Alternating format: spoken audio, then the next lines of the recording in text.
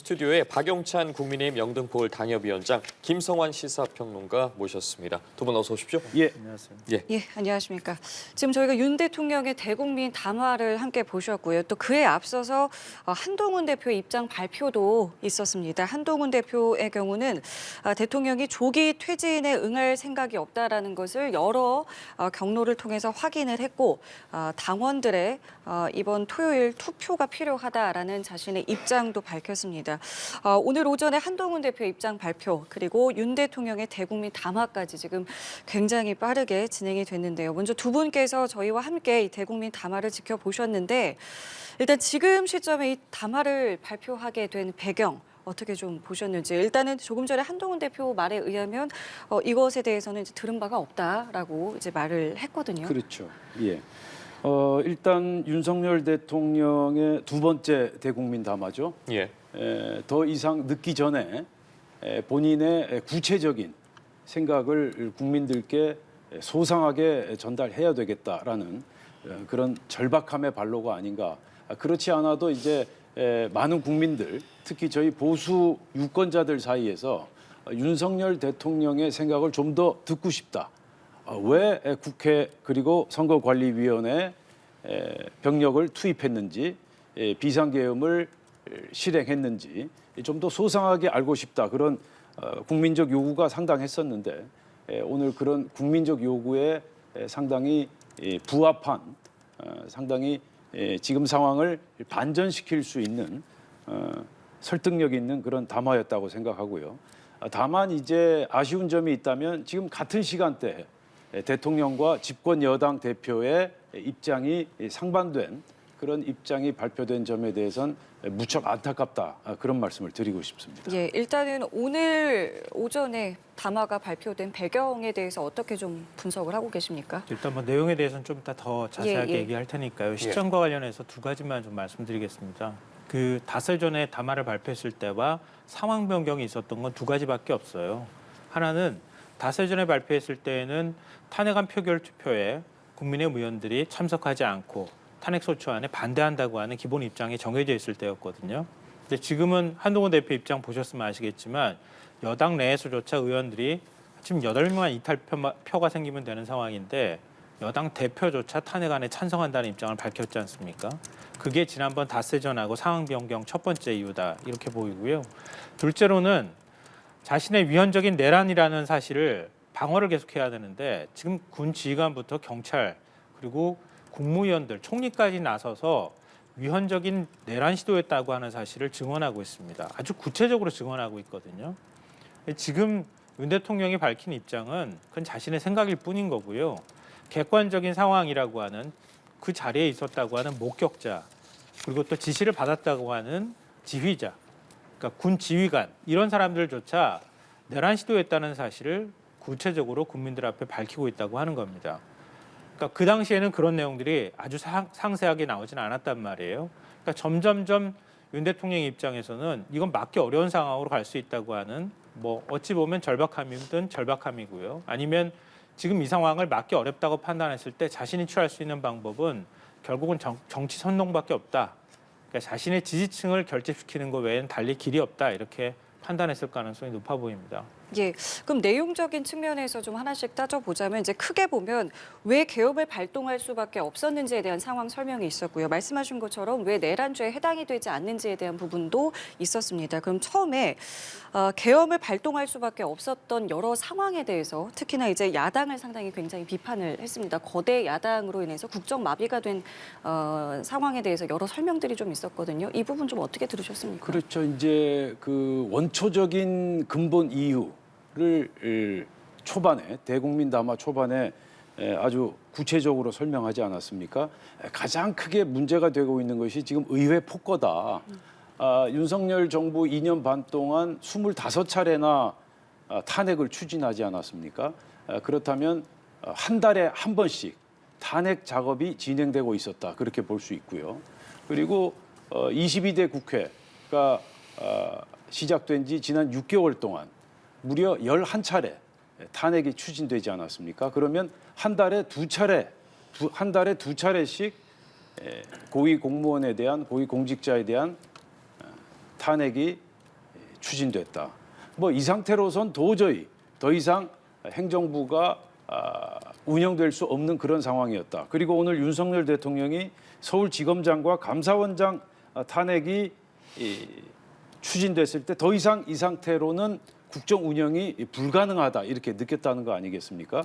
그리고 예산 삭감, 예산 테러도 뭐 만만치 않았죠. 그래서 민생 수사 그리고 마약 수사, 조폭 수사를 할 수 없을 정도의 그러한 특활비 삭감 이런 재반 문제에 대해서 국정 통치자로서 통상적인 방법으로는 이 같은 상황을 치유할 수 없을 것이다. 따라서 비상계엄이라는 형식을 불가피하게 동원하지 않을 수 없었다. 그렇게 언급했고요. 그래서 윤 대통령이 오늘 말씀하신 내용 중에 무장병력을 300명밖에 국회 안에 진입시키지 않았다.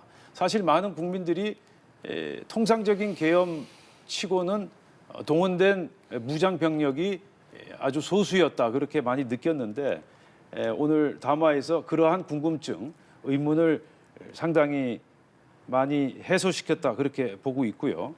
그래서 이번 비상계엄 역시 오로지 국방장관과 논의했고 질서 유지를 위한 최소한의 병력을 투입시켰다. 거기에다 국회에서 비상계엄 해제 요구 결의안을 막지 않았다. 그리고 국회의 비상계엄 해제 요구 결의안에 따라서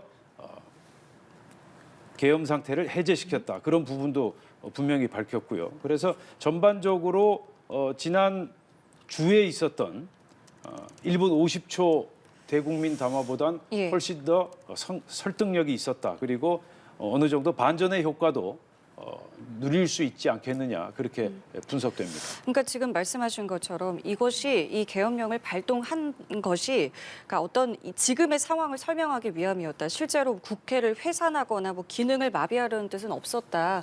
정말 하려고 했으면은 다른 방법도 있었다라는 부분을 강조했습니다. 네, 방금 전에 박 위원장님 말씀하신 부분에 대해서는 대단히 유감스럽다 이 말씀을 먼저 드리고요. 왜냐하면 그러니까 오늘이 12.12 사태 발생했을 때예요. 신군부가 쿠데타를 군사 반란을 일으킨 날입니다. 서울의 봄을 많은 국민들이 보셨거든요. 근데 당시 신군부는요. 대통령의 권력을 행사하지 못하도록 하고 군 내에서 헌정 질서를 지키려고 하는 군인들을 공격하기 위해서 공격하는 과정에서 군사 반란이 같이 일어난 거란 말이에요. 그러면 헌정 질서를 지키는 군인과 군사 반란을 일으키려고 하는 군인이 맞서 있었다는 얘기가 되는 겁니다. 그러면 나머지 군을 제압하기 위해서 많은 군이 출동할 수밖에 없었던 거잖아요. 그리고 지금과 같은 이렇게 자유롭게 정보가 소통되는 그 사회도 아니었고요. 그러니까 굉장히 많은 군이 출동할 수밖에 없었고 그 과정에서 총격전까지 벌어졌던 겁니다. 근데 지금은 대통령이 일종의 내란을 일으키는 행위입니다. 그러니까 일종의 국회만 무력화시키면 바로 권력을 잡을 수 있는 상황이었어요. 더군다나 충안파라고 불리는 모든 방첩의 정보들을 갖고 있는 방첩사령관과 그리고 국방부 장관도 자신의 최측근으로 움직이는 상황이었단 말이에요. 이런 상황에서 군을 이렇게 많이 움직일 필요가 있었을까요? 근데 그거를 마치 자신이 사회 질서를 해치지 않기 위해서 아주 소수만 동원했다고 주장하는 것은 앞뒤가 맞지도 않은 얘기이고요. 그냥 자기 합리화로 점철되어 있는 거짓에 불과하다 이렇게 생각하고요. 그리고 근본적으로는 앞서 말씀하셨던 것처럼 야당의 폭거에 저항하기 위한 합법적인 대통령 권한 행사였다 이렇게 얘기하는데요. 야당이 이렇게 폭거를 저질렀다고 얘기를 하는데 야당이 어떤 불법 행위를 저질렀는지 한번 얘기해 줬으면 좋겠어요. 저는. 야당이 어떤 위헌 행위를 저질렀으며 야당이 어떤 불법 행위를 저질렀다는 것인지에 대한 분명한 정의가 일단 필요할 것 같고요. 야당이 그렇게 행동한다고 해서 대통령은 위헌적인 계엄령을 발동하고 군을 움직여도 되는 겁니까? 국회의원을 체포하고 국회를 무력화시켜도 되는 겁니까? 그거 반론으로 얘기하고 싶고요. 이게 저는 마지막으로 제일 중요하다고 생각하는데요. 마치 자신의 책임이 아무것도 없는 사람인 것처럼 자신은 오로지 국민을 위해서 통치한 것처럼 저렇게 거짓말을 하는데요. 그럼 국민들이 왜 지난 4월 총선에서 야당을 절대 다수당으로 만들어줬습니까? 국민들이 왜 그런 선택을 했습니까? 윤석열 대통령의 국정 운영을 심판한 거예요. 자신의 부인을 위해서 거부권을 행사하는 행위를 국민들이 납득하지 못했고요. 야당 대표에 대해서 야당 대표 정적 한 명을 제거하겠다고 검찰 권력을 모두 총동원해서 수사하는 모습이 윤 대통령 스스로 말했던 공정과 정의에 맞지 않는다고 국민들이 봤던 거였고요. 이종섭 전 호주 대사 내보내는 과정도 마찬가지고 심지어 보수 언론에서도 오늘도 칼럼이 실렸습니다. 스스로 자폭한 거였단 말이에요. 자신의 잘못을 하나도 얘기 안 하고 왜 국민들이 야당에 그만한 의석을 몰아줬는지에 대해서는 왜 언급하지 않습니까? 그 야당이 대통령의 폭주에 독단적인 국정 운영에 견제를 하기 위해서 그런 행동들을 했다고 하는 점에 대해서는 왜 얘기하지 않습니까? 그리고 난 다음에 야당이 위헌적 행위를 저질렀고 나는 그걸 방어하기 위해서 거기에 대한 대응책으로 계엄령을 발동했다고 얘기하는 건 그거는 국민들을 호도하는 것이고요. 탄핵 위기에 내몰린 사람으로서 마지막으로 일정하게 저는 그 정치 혼란을 오히려 야기하려고 하는 정치 선동에 불과하다라고 생각합니다. 예. 예. 예, 김 소장님께 한번 여쭙고 싶습니다. 지금 윤 대통령의 비상계엄 조치에 대해서 논란이 있을 수 있겠죠. 그러나 지금 그동안 민주당을 비롯한 야당이 윤석열 정부 2년 반 동안 그야말로 의회 폭거, 입법 독재다라는 말이 나올 정도로 어마어마한 무도한 행각을 벌인 건 전혀 감안하지 않으시는 겁니까? 윤 대통령이 아까 얘기하지 않았습니까? 비리를 덮기 위한 방탄 탄핵 그리고 위헌적 특검 법안만 27차례. 특검 법안. 세상에 특검 법안을 한두 차례도 아니고 두세 차례도 아니고 27차례. 그리고 아까 제가 말씀드린 탄핵 발의가 무려 25차례. 이제 30차례에 가까운 탄핵 발의를 하지 않았습니까? 그 탄핵 발의 중에는 기각된 것들도 상당수 있고 그리고 현재 헌법재판소에 묶여 있는 것들도 있지만 상당수 국민들이 저 정도 사안을 가지고 최후의 수단이 되어야 할 탄핵을 발의한다? 정말 많은 국민들이 걱정하고 이 부분에 대해서 많은 걱정을 하지 않았습니까? 그런 부분들에 대해서 김 소장님도 한번 생각을 해 주셨으면 좋겠고 그리고 이 비상계엄 조치가 과연 국헌 문란을 목적으로 한 폭동 행위였느냐 그 부분에 대해서는 좀 더 검찰, 경찰 조사와 그리고 사법부의 판단이 필요하다. 지금 소장님은 이거는 명백한 내란이다라고 전제를 깔고 지금 모든 사안을 바라보기 때문에 윤석열 대통령의 오늘 대국민 담화가 부정적으로 보일 수밖에 없는 거예요. 그래서 지금 윤석열 대통령이 구체적으로 처음으로 지금 입장을 밝히지 않았습니까? 그 부분에 대해서 다시 한번 생각을 해 주셨으면 좋겠고요. 어쨌든 오늘 윤석열 대통령의 담화 내용에 대해서 찬반 양론이 있을 수는 있겠지만 그러나 그동안 많은 국민들이 궁금해했던 부분에 대해서 본인이 구체적으로 그리고 굉장히 포괄적으로 하나하나 설명을 했다는 부분에 대해서는 우리가 주목할 필요가 있다. 저는 그렇게 생각합니다. 대통령 담화 저희가 함께 보고 이야기를 좀 나누고 있었는데 이 부분에 대해서 국민들이 용납하지 않을 것이다. 용납할 수 없는 담화다라고 말을 했고요. 때문에 대통령의 직무는 반드시 정지되어야 한다라고 했는데요. 한동훈 대표가 지금 대통령 담화에 대해서 바로 입장을 밝혔습니다.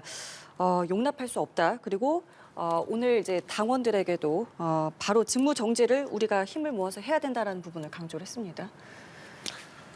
뭐 제 생각하고 다르지 않기 때문에요. 제가 뭐 이거에 대해서 구구절절히 평가할 건 아닌 것 같고요. 그리고 앞서 그렇다면 이것이 지금 어쨌든 원내대표도 오늘 이제 선출이 국민의힘에 있지 않겠습니까? 네. 영향이 좀 있을 거라고 보시는지요? 그러니까 그 한동훈 대표가 이런 입장을 밝힌 거에 대해서 친한계가 어떻게 움직일지는 좀 지켜봐야 되겠는데요. 근데 국민의힘이 앞으로 당이 질서 있게 움직이긴 매우 어렵겠다. 그 사실을 좀 보여주는 것 같고요. 일단 오늘 윤석열 대통령 담화의 성격도 제가 앞서 말씀을 잠깐 드렸지만 한동훈 대표의 입장도 내일 탄핵 소추안 국회 표결을 앞두고 그러니까 모레죠. 모레 표결을 앞두고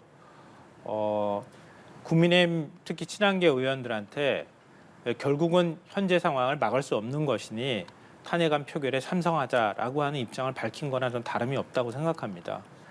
근데 오늘 만약에 이런 상황에서 지금 친한계, 그러니까 원조 친윤이라고 불리는 권성동 의원이 원내대표가 될 경우에 당내 갈등이 훨씬 더 파열음이 커질 가능성이 높고요. 그러면 결국 당의 주도권을 두고 친한계와 친윤계가 갈등하다가 자칫 국민의힘이 분당 사태로 갈 가능성도 전 충분히 있다고 생각합니다. 근데 다만 이게 국민들한테 저는 어떻게 비칠까에 관한 부분들인데요. 전 그동안에 윤 대통령과 함께했다고 하고 또 그 안에서 좀 부정적으로 표현하면 호가호위했다고 하는 친윤계가 당의 대표 얼굴이 돼서 윤석열 대통령을 보호하는 쪽으로 자꾸 움직여갈 경우에 국민의힘은 다시 국민의힘이란 당명을 쓰기 어려울 정도로 굉장히 큰 국민의 저항에 직면하게 될 것이다. 이 방향으로 과연 가는 게 맞는 것이냐, 여기에 대해서 의문을 갖게 되고요. 한동훈 대표를 비롯한 만약에 탄핵 표결에 찬성하는 의원이 몇 명이 될지 모르겠지만 그 의원들과 함께 가기는 점점 더 어려워질 가능성이 높다 이렇게 생각합니다. 결국 그 중간에서 윤석열 대통령은 탄핵이 된다 하더라도 끝까지 법률적이든 아니면 사법부의 어떤 수사에 협조하지 않고 법률적으로도 끝까지 싸우는 모습을 보임으로 인해서 우리 사회가 훨씬 더 혼란스러워질 가능성이 있어서 그 부분에 대해서 좀 우려스럽다는 말씀도 드립니다. 예, 당내 상황 좀 봤습니다. 한동훈 대표는 부정적인 입장을 보였고요. 원내대표 선출도 이제 진행이 되겠습니다. 어떤 영향들이 오늘 오전에 있었던 움직임에 있겠습니까? 우선 드리고 싶은 말씀은 지금 국가 비상 상황, 계엄 문제 그리고 탄핵 또 내란 혐의 이런 굵직굵직한 사안에 대해서 저마다 생각이 다를 수 있다. 다양한 생각들을 우리가 열린 마음으로 서로 대화하고 논의하는 그러한 성숙된 사회 분위기가 되어야 된다라는 말씀을 드리고 싶고요. 오늘 지금 화면에서 보신 것처럼 의원총회가 지금 열리고 있고 그 의원총회에서 원내대표를 선출하지 않겠습니까? 예. 오늘 원내대표 선출은 친윤계와 친한계 간의 계파 대결이면서 또 여러 가지 이 복잡한 복합적인 그런 요소를 가지고 있고요. 현재 저희 당 세력 분포를 보면 초선 의원이 이제 44명 그리고 재선 의원이 한 30명 정도 되고요. 그리고 계파별로 보면 친윤계가 친한계보다는 한 10여 명 정도 더 많은 것으로 그렇게 지금 분포가 돼 있는데요. 제가 결론부터 말씀드리면 오늘 원내대표 선출은 아마 아주 극소수 표차로 아마 당락이 갈릴 것이다. 한두 표 차이로요. 예, 저는 그렇게 보고 있고요. 예. 웬고하니 지금 이번 그 비상계엄 사태로 이른바 친윤 세력이 많이 지금 이렇게 와해까지는 아니지만 많이 이제 느슨해져 있는 그런 상태고요. 대신 이제 친한계 쪽은 지금 결속력이 상당히 괜찮은 상태. 이런 상태에서 초선 의원과 재선 의원, 즉 70여 명의 초재선 의원들이 어떠한 판단 그리고 선택을 할런지가 상당히 주목되고 있습니다. 그리고 오늘 어떤 분이 원내대표가 되느냐에 따라서 저희 당내 계파 싸움 그리고 이 탄핵 사태에 대한 우리 당의 공식 입장도 현격하게 차이가 날 것이다. 그 말씀을 우선 큰 틀에서 드리겠습니다. 예, 두 분과 함께 이야기 나누고 있는 것처럼 지금 오전부터 상황이 굉장히 긴박하게 돌아가고 있고 관련 내용 등을 간단히 정리를 다시 한번 해드리자면 한동훈 대표의 탄핵과 관련한 입장 발표가 있었고요. 그와 함께 직후에 윤석열 대통령의 대국민 담화가 이어졌습니다. 그리고 그 후에 한동훈 대표가 윤리위를 긴급 소집했고 지금은 여당 의원총회가 진행되고 이와 관련한 이야기도 있었습니다. 탄핵과 관련한 이야기도 있었고 이제 여당은 원내대표를 선출하는 절차에 들어간 상황이고요. 이렇게 계속해서 관련한 반응들이 숨가쁘게 이어지고 있는 상황인데 그렇다면 다시 윤석열 대통령의 대국민 담화로 돌아와서 끝까지 싸우겠다고 굉장히 강조를 하지 않았겠습니까? 대통령이 하야 대신에 탄핵에 맞선다는 뜻으로 봐야 할 것 같은데 이러한 결정을 내린 배경에 대해서는 어떻게 봐야 될까요? 더 이상 방법이 없는 거죠. 그렇지 않습니까? 자신의 위헌적인 행위에 대해서 그러니까 사회의 여론들이 뭐 하다못해 말씀하셨던 윤 대통령도 사실 좀 그 상황을 이상하게 왜곡을 하던데요. 우리나라 헌법학자 가운데 그게 합헌이라는 얘기를 한 사람을 혹시 보신 적 있으십니까? 저는 못 봤거든요. 어제 법원 행정처장도 입장을 밝힌 것처럼 사법부에서도 이건 위헌적인 행동이라고 얘기를 합니다. 행위라고 합니다. 여기에 대한 이론의 여지가 없는 상황인 거를 대통령이 나는 합법적이고 합헌적인 행동을 한 것이다. 계엄령 선포가 합법적이다라고 주장하는 게 이게 누구한테 이게 설득력이 있겠습니까? 그러니까 한동훈 대표조차도 그냥 내란 행위를 했다는 걸 잔인한 담화였다 이렇게 평가하지 않습니까? 그러니까 오히려 제가 아까 정치 선동이라고 말씀드린 건 뭐냐면요. 여기에 대해서 이론의 여지가 없는데 마치 상황을 자신은 절박함에서 이런 행동을 했던 것이다라고 그게 오히려 진실인 것이냐 자신을 그래도 그나마 지지하는 보수층에게 자신의 주장을 호소하고 그 보수층이 오히려 사회 갈등을 유발하도록 만들고 자기를 지켜주길 바라는 것 같은데요. 그러니까 만약에 헌법재판소로 간다고 하면은 헌재 심판 그러니까 심리가 있지 않겠습니까? 그 기간 동안에 그런 자신을 지지하는 많지 않은 국민이라도 그 국민들이 나서서 적극적으로 여론을 만들어 주길 바라는 그냥 마지막 최후의 호소다. 그러니까 이렇게 돼버리면은 뭐 지난번에 제가 말씀드렸던 것 같은데 윤 대통령이 수사에 더 적극적으로 더 수사를 협조하지 않을 가능성이 높게 되고요. 내란죄에 대해서 지금 체포까지 해야 된다는 얘기가 나오고 있는 상황에서 체포에도 저항하거나 이런 모습들이 나올 가능성이 있거든요. 그러니까 오히려 지금 대통령이나 자신이 이런 행위를 한 것이 헌법적인 행위였고 또 우리 사회 혼란을 막기 위한 반국가 세력을 척결하기 위한 불가피한 조치라고 말한 말은 그렇게 하면서도 실제로 우리 사회의 혼란을 더 키우는 방식으로 지금 대처해 나가고 있고 국민의힘에서도 한동훈 대표가 지금 얘기하는 것처럼 그게 저는 국민의 눈높이나 국민의 의견에 부합한다고 보거든요. 근데 만약에 지금 친윤계에서 원내대표가 나와가지고 윤 대통령하고 입장을 같이 하게 된다면 지금 국민의힘 내부에서도 나오는 것처럼 당내 내란이 일어나는 거 아닙니까? 오히려 질서 있는 퇴진이 아니고 질서 있는 수습이 아니라 우리 사회, 한국 사회를 더 혼란 속으로 밀어넣는 길로 가는 것이다 이렇게 생각합니다.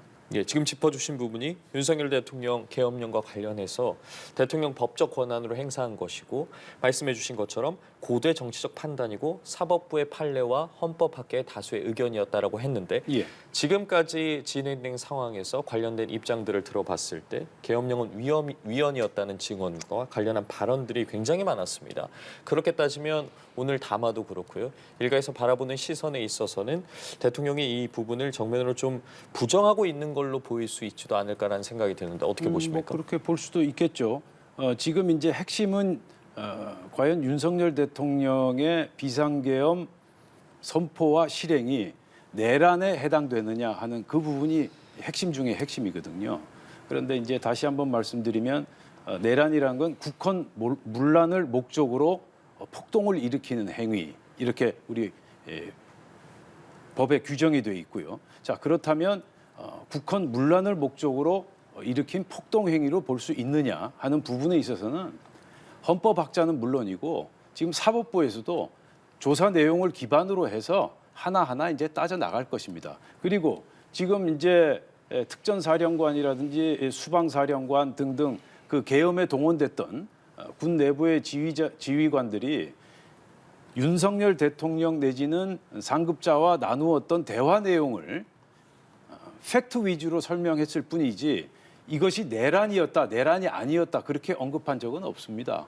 따라서 우리가 지금 이제 사상 초유의 국회 진입 사태를 경험했기 때문에 지금 놀란 가슴에 지금 여론이 한쪽으로 확 기울어 있지만 조금 더 시간이 지나가면서 차분하게 당시 상황과 당시 전개됐던 여러 가지 증언들을 취합해 보면 또 다른 양상이 전개될 수 있을 것이다. 지금 김 소장님도 기본적으로 내란이라고 단정하고 지금 모든 사안을 지금 분석하고 계시지 않습니까? 좋습니다. 그건 또 김 소장님 생각이시니까 저는 존중하겠는데 지금 윤석열 대통령의 지금 비상계엄의 최정점에 있는 윤석열 대통령의 이야기도 우리가 차분하게 들어보고 분석해 볼 필요가 있다. 그 말씀을 드리는 소장님께서는 거예요. 아까 그 말씀을 하셨습니다. 이로 인해서 사회 혼란이 더 커질 수 있다라는 말씀도 하셨거든요. 이 부분에 대해서는 어떻게 보세요? 저는 그렇게 보지 않습니다. 그러니까 우리가 잘못 알고 있는 사실이 있다면 바로 잡아야 되는 것이고 어차피 지금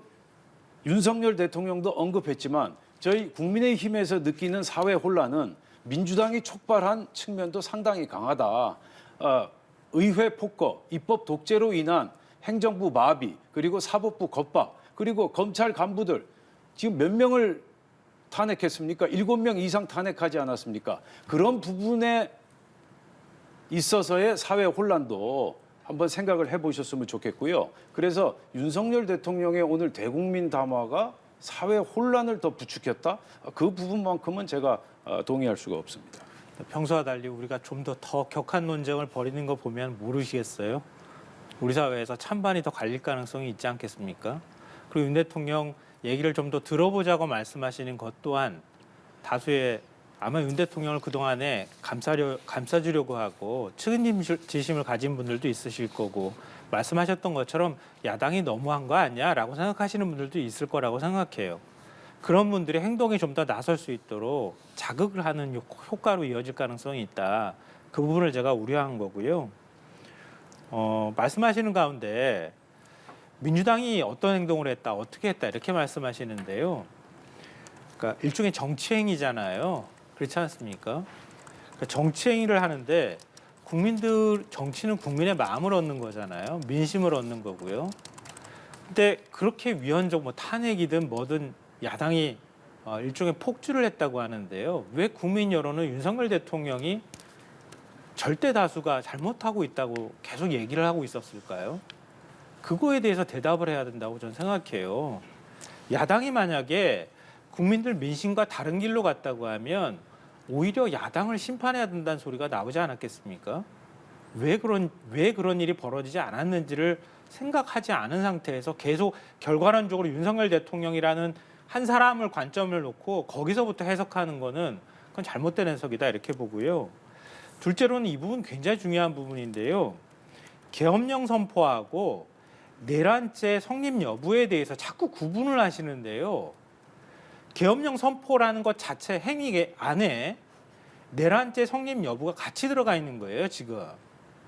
그러니까 전시사변의 상황입니까? 아닙니까?라고 하는 계엄령 선포 요건에 관한 부분을 떠나서 이 포고령 나온 거 보셨잖아요. 포고령 1항에 들어가 있는 내용 자체가 그게 국헌분란을 하기 위한 목적을 담고 있는 것이다라고 얘기하는 거 아닙니까? 그리고 물리적으로 국회가 가지고 국회의원을 끌어내라고 한다거나 국회를 봉쇄하라고 한다거나 국회를 침탈하고 유리창을 깨고 들어가라고 한다거나 이런 행위 자체를 윤석열 대통령이 직접 지시하고 했다고 지휘관들이 얘기하고 있잖아요. 그러면 그렇게 하는 행동 자체가 그것 자체가 국헌 질서를 무너뜨리는 거다. 그게 곧 내란이자 폭동이라고 97년 대법원 판결이 97년 신군부 재판에서부터 시작해서 그 이후에 대법원이 판례로 그걸 얘기해주고 있잖아요.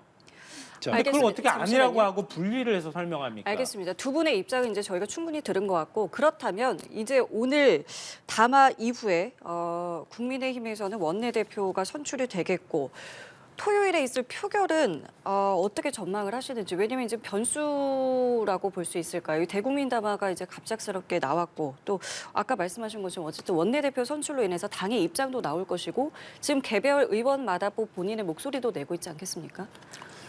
지금 정말 무척 긴박한 상황이라 예. 어떻게 전망하기는 어렵고요. 어제까지 상황을 볼 때 14일 토요일 주말에 있을 표결에서 탄핵 찬성, 탄핵이 가결될 가능성이 상당히 컸었다. 그런데 오늘 윤석열 대통령 대국민 담화하고 또 한동훈 대표가 또 기자회견 하지 않았습니까? 예. 거기다가 이제 중요한 것은 지금 진행되고 있는 국민의힘 의원총회에서 어떤 사람이 원내대표가 되느냐 하는 예. 그 부분이 굉장히 중요하고요. 만일 지금 그 김태호 그리고 권성동 두 분 중에 권성동 의원이 원내대표로 될 경우 당내에서 상당히 지금과는 다른 상당한 반전의 분위기가 나올 수도 있을 것이다. 그러나 지금 우리 국민의힘 소속 의원들을 집단으로 불참시킨다든지 하는 집단 행동을 하게 하는 게 가능할 것인가 그 대목에 있어서는 예. 저도 의문을 가지고 있습니다. 그러나 어쨌든 지금 윤석열 대통령의 오늘 대국민 담화가 주말에 있을 탄핵 표결에서 상당한 영향을 미치지 않을까 그렇게 분석하고 있습니다. 예, 지금 말씀해주신 부분을 비롯해서 여당 내에서도 뭐 안철수 의원, 김혜지, 김상욱, 조경태 의원에 이어서 이제 김재석 의원까지도 찬성 입장을 공개적으로 밝혔습니다. 좀 탄핵 시기가 어떻게 돌아갈 거라고 보십니까? 그 지난번처럼 뭐 의총을 여는 방식이든 회의실이든 의원들을 사실상 감금하듯이 가둔 상태나 이렇게 한 곳에 몰아놓고 하게 되면은 또 변수가 생길 수는 있는 여진이 있다고 보지만 이젠 그것도 막기 어려운 상황이 됐다 이렇게 보이고요. 저는 오늘 윤석열 대통령 담화가 탄핵 소추안에 찬성하는 국민의 의원들을 더 많이 늘려놓을 것이다라고 생각합니다. 왜냐하면 그동안에 질서 있는 퇴진이라고 하는 게 나름 의원들한테 일정 부분 설득력을 가질 수 있었던 것은 윤석열 대통령이 우리 당의 임기 문제를 포함해서 이 전국 수습 방안을 위임하겠다. 그러니까 수습을 위임하겠다는 얘기를 한 거란 말이에요. 그리고 대통령이 어느 시점이든가 하야를 선택하거나 하는 방식을 통해서 이 상황을 수습해 나간다고 하는 기본적인 전제가 있었던 건데 지금 윤 대통령은 오늘 담화로 그게 다 무너져 버린 거잖아요. 대통령은 그럴 뜻이 없다는 거를 공개적으로 얘기해 버렸습니다. 그러면 할 수 있는 방법은 끝까지 탄핵에 반대하든가 아니면은 일정 부분 국민들하고 함께하면서 탄핵에 찬성하고 그 다음에 헌법과 법률에 따라서 질서 있게 이 상황을 수습해 나가는 거에는 달리 길이 없다라고 의원들이 생각할 거라고 보고요. 오늘 동아일보하고 중앙일보가 이른바 이제 친한계에 가까운 의원들, 지난번에 계엄령 해제를 하는 국회 표결에 참석했던 의원들이나 또 상설특검안에 찬성했던 의원들을 중심으로 해서 연락을 돌려가지고 확인해 본 모양이에요. 예. 그러니까 동아일보가 조사한 걸 보니까 31명 가운데 최소 13명이 표결에 참석한다. 중앙일보는 36명 가운데 24명이 표결에 최소한 참석하겠다라는 의사를 밝혔고 이들 의원 중 적지 않은 의원들은 아마 탄핵에 찬성하게 된다라고 저는 보거든요. 지금 상황도 어제 조사한 게 이 정도 나오는 거거든요. 그럼 오늘 윤석열 대통령 담화 이후에 뭐 친윤계 의원이 원내대표로 선출이 되고 권성동 의원이 원내대표로 선출이 되고 그 다음에 어떤 방식으로든 당론으로 밀어붙인다 하더라도 이 흐름을 막기는 어려울 것이다. 오히려 여기 동참한 의원들이 전 더 늘어날 수 있다 이렇게 생각합니다. 예. 자, 이런 상황에서 이제 우원식 의장 같은 경우에는 국정조사를 하자고 추진을 했고요. 또 오늘 오전에 또 민주당은 여기에 대해서 적극 동참하겠다라는 의사도 밝혔습니다. 이 부분은 여당 내에서 어떻게 좀 정리가 될 것 같으십니까? 국정조사는 저희 국민의힘도 적극적으로 참여해서 비상계엄 상황 그리고 지금 탄핵 상황 재반 문제에 대해서 우리 국민의힘의 목소리를 내야 된다. 저는 그렇게 생각합니다. 그 지난 9월이었나요? 국회 청문회에서 저희 국민의힘 소속 의원들이 집단으로 퇴장하지 않았습니까? 그래서 오히려 민주당의 목소리만 들리고 그리고 현재 수감돼 있는 그 이화영 전 경기도 부지사인가요? 예. 그분의 완전히 원맨 쇼가 돼버리지 않았습니까? 그래서 그러한 부작용은 더 이상 나타나서는 안 되며 특히 지금 이건 전 국민적 관심을 끌고 있는 메가톤급 이슈 아닙니까? 그리고 국가의 운명이 걸려 있는 사안이고 그래서 우원식 의장이 제안한 국정조사 좋습니다. 국민의힘 최정예 의원들을 투입시켜서 민주당과 당당하게 맞서서 싸워야 되지 않나 그렇게 생각합니다. 네, 어떤 부분들 뭐 어떻게 진행될 것 같으신지 여쭤보겠습니다. 달리 방법이 없어요. 제가 볼 땐 국민의힘도 그렇고요. 현실을 인정해야 된다고 생각합니다. 뭐 앞서 자막에도 잠깐 나왔던 것처럼요. 윤석열 대통령은 대통령의 고도의 통치 행위를 사법부가 심사해서는 안 된다 이런 입장을 밝혔잖아요. 오늘. 그러면 결국 수사에 협조하지 않겠다는 뜻이 되는 거고요. 사법부의 판단에도 협조하지 않겠다. 그러니까 어떤 방식으로든 판단도 내가 부정하겠다라고 하는 의도를 내비친 거라고 생각하거든요. 이런 상황에서 국민의힘이 자꾸 보호하려고 하면 할수록 오히려 더 국민의힘은 더 나락으로 떨어질 수밖에 없다. 그러니까 한동훈 대표가 어찌 보면 그동안에 윤석열 대통령 탄핵을 일단 막으면서 질서 있는 수습을 계속 얘기했던 거잖아요. 그거는 윤 대통령과 일정하게 저는 교감도 있었다고 보거든요. 근데 불과 한 일주일 만에 상황이 이렇게 바뀌잖아요. 근데 어떻게 이걸 막을 수가 있겠습니까? 그러니까 국민의힘 의원들은 자꾸 여기에 대해서 분열하면은 나중에 가서 우리가 더 질이 멸렬해지고 소멸하게 될 것이다. 이런 위기감을 갖고 있는 것 같은데요. 박근혜 대통령 탄핵 때하고 지금하고는 완전히 다릅니다. 상황이. 그러니까 이런 방식으로 수습해서는 안 된다고 보고요. 또 반대로 민주당 입장에서도 지금 한덕수 국무총리 탄핵안도 얘기가 나오고 있는 것 같은데요. 그러니까 이런 혼란이 지속되고 또 찬반 양론으로 갈리게 될수록 앞으로 길게는 한 6개월까지 이런 혼란들이 이어질 가능성도 있는 거거든요. 그 가운데 민주당이나 야당이 좀 더 중심을 잡고 움직일 수 있도록 여러 가지 조치들을 취할 때 더 숙고해야 할 필요가 있을 것이다. 오늘 윤 대통령의 담화가 그걸 보여준다라고 생각합니다. 예. 제가 한 말씀 더 간단히 올리자면 예.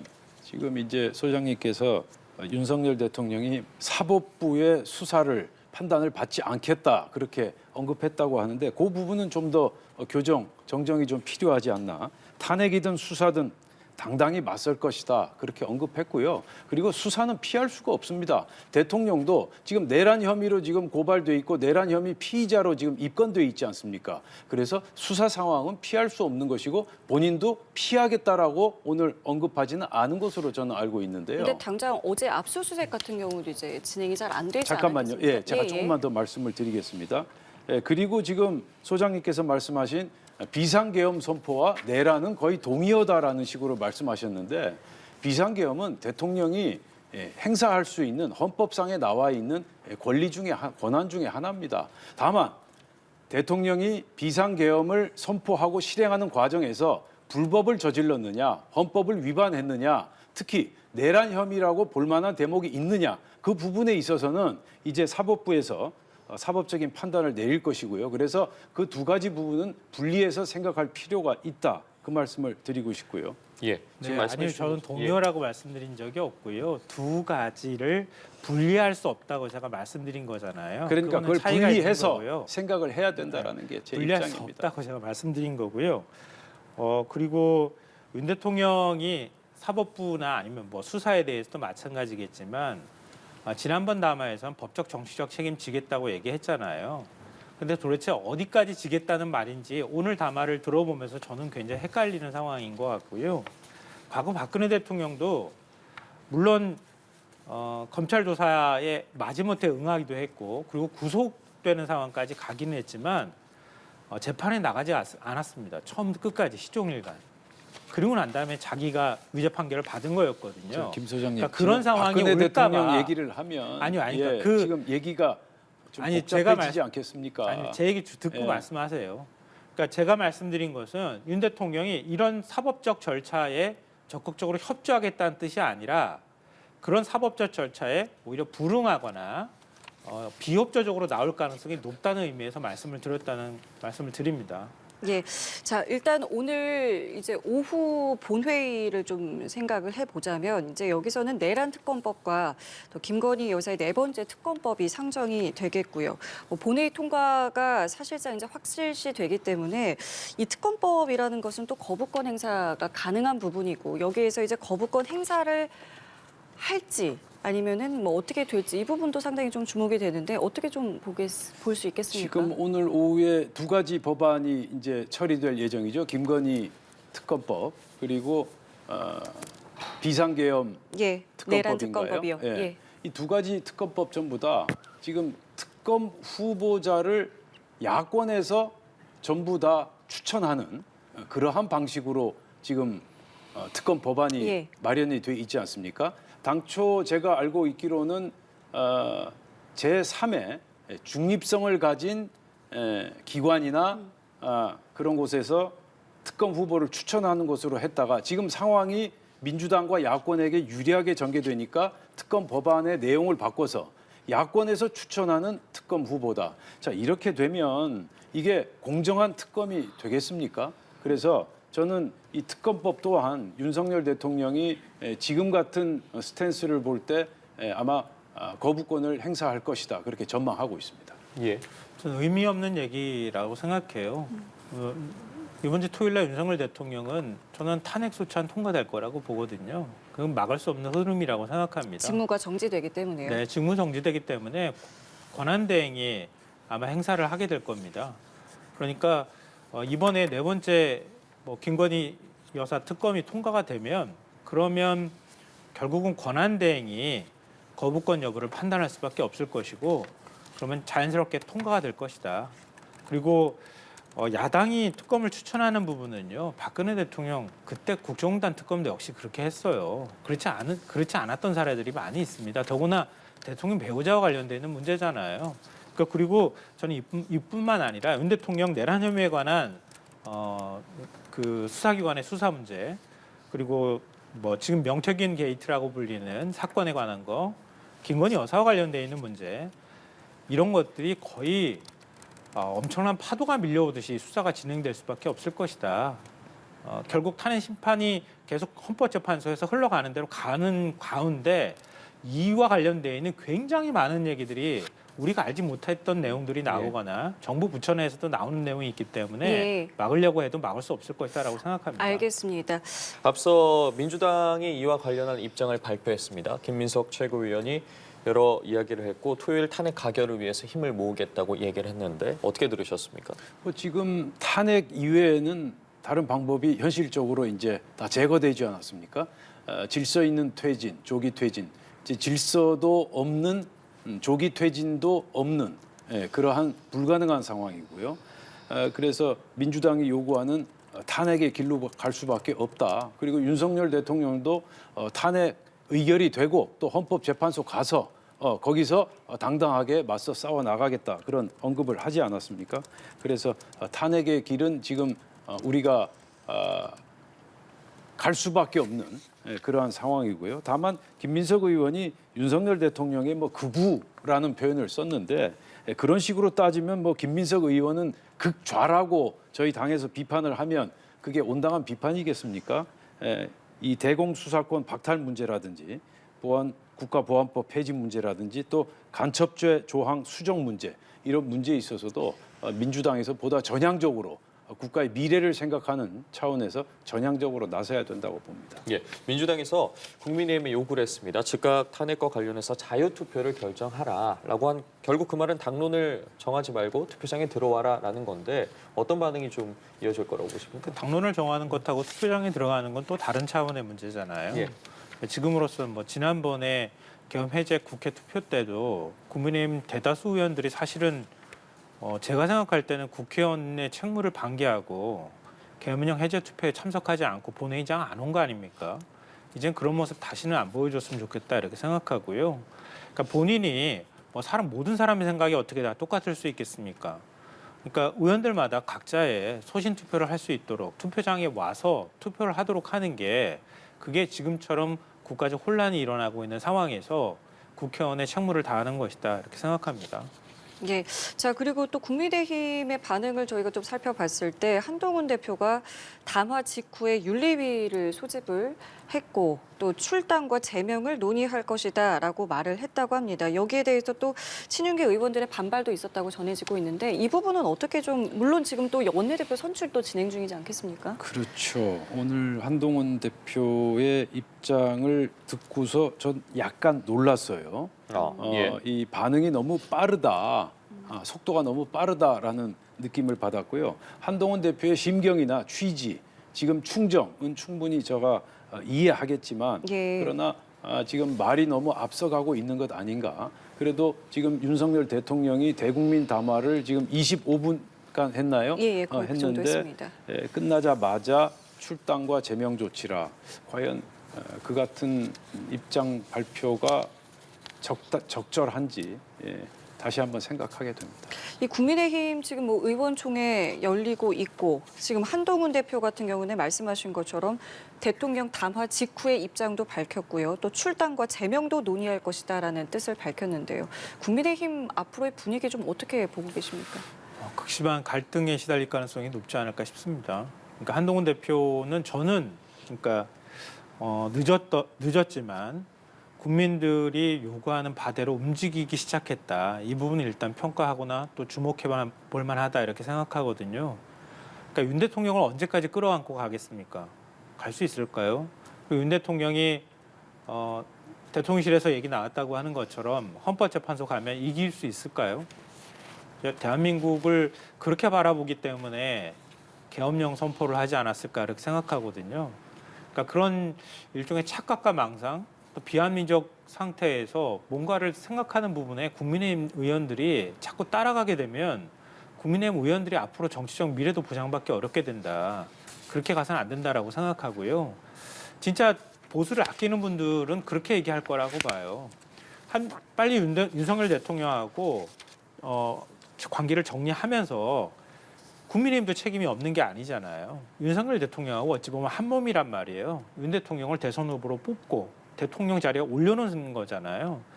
그때도 대통령 자리에 대선 후보를 뽑을 때도 저런 불안한 사람은 어떻게 대통령 후보를 만드느냐라고 하는 우려의 목소리도 있었고, 정치 경험이 하나도 없는 검사 출신을 어떻게 바로 우리 당 후보로 만드느냐라는 얘기가 나왔음에도 불구하고 국민의힘 의원들이 대권을 잡기 위해서 그렇게 했던 겁니다. 그러니까 그 부분에 대해서 공동 책임이 있는 거예요. 그러니까 윤 대통령의 문제는 문제지만 국민의힘은 그 부분에 대해서 잘못을 국민한테 솔직히 고백해야 한다고 생각하고요.